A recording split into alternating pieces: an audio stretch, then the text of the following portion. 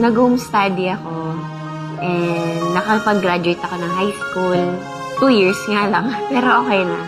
Sige pa konti-konti. Pero at least may high school diploma ako. College lang wala. Pero nag-try ako, nakapasa naman ako sa UP-OU. Pero hindi ko siya napanindigan kasi ang hirap.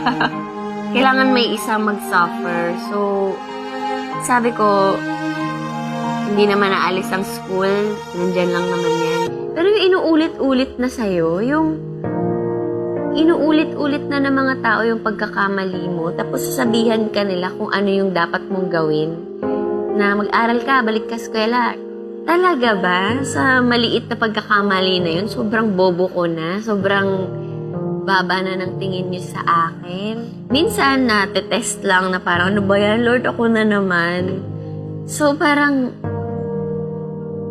papatanong ka na lang, bakit ako lagi? Siyempre, mapanghinaan ka ng loob. Titigil ka sandali.